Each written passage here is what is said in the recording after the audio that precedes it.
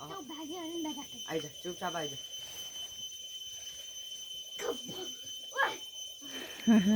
तल हेर है लोड चाहिँ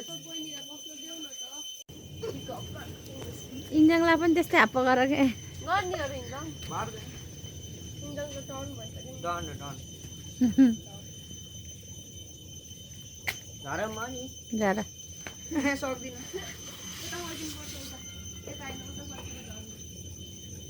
आम फालिदिन्छु म